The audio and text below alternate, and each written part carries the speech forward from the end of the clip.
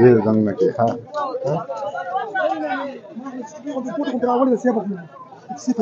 سیټۍ خو ډېر شی دی منه حقیقت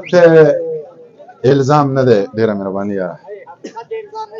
حقیقت ته الزام نه دی هسې وایو غلام نه دی دا د ځمکې په سر بوج دی امیر صاحب کښېنه ما نه د شعر ځان کړو شعرونه درته وایم چې پیروکار د باچا خان نه دی نو بیا زمونږ ترجمان نه دی چې پیروکار د باچا خان نه دی نو بیا زمونږ ترجمان نه دی چې تشدد په بېګناهو کوي زما فتوا د مسلمان نه دی بس مان هر څه وران کړئ تاسو ځئ او راځئ شعرونه درته وایم پروګرام یې وران کړو خو بیا زما یو غزل دی زوړ چې بچی په ځان باندې یو قسم الزام ونه ساتي وجود مجبور ساته خو ذهن غلام ونه ساتي داسې کار وکړه ځان د وخت نه وخت د ځان غلام کا داسې کار وکړه چې وختونو ته بام ونه ساتي د خدای د مخې ګناهونه کوه مه یېرېږه خو د انسان د مخې لاسو کې جام ونه ساتي د خدای د مخې ګناهونه کوه مه یېرېږه خو د انسان د مخې لاسو کې جام ونه ساتي دا چې خدای او رسول نه مني قرآن ته ګوره دغه سړی چېرته سړي امام ونه ساتي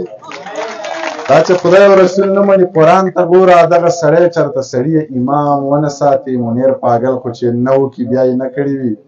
ای لیونی به شي دا لارې ماښام ونه ساتي د رب کرم دی د مور دعا ده هر کار مې سم دی خبره دا ده هر چاته خاندم په دې غرض چې 2 ورځې ژوند دی فاني دنیا ده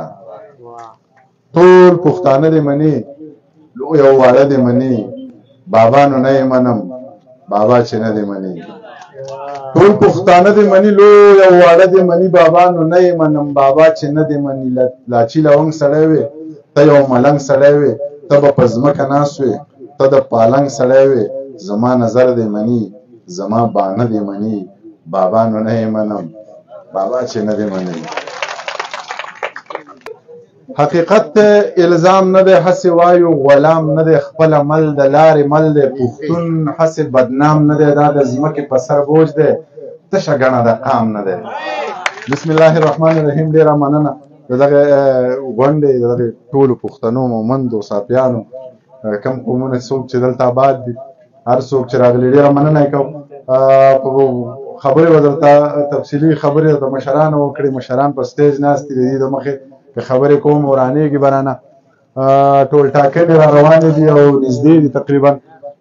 زه دا نه وایم چې زه چا له ووټ غواړم ده نه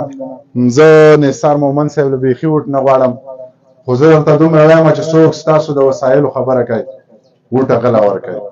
څوک چې ستا د هسپتال خبره کوي ووټ هغله ورکوي څوک چې ستا د ورکو خلکو خبره کوي ووټ هغله ورکوي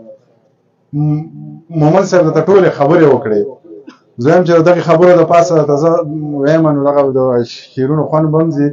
او د دغې خبرو د پاسه به زه ډېرې خبرې ونه کړم خو څوک چې ستاسو له امن غواړي څوک چې تاسو له تعلیم غواړي څوک چې تاسو له ستاسو حق غواړي ستاسو په وسایلو اختیار غواړي که چېرې ستاسو په وسایلو باندې ستاسو اختیار راغی نو دغه زلمي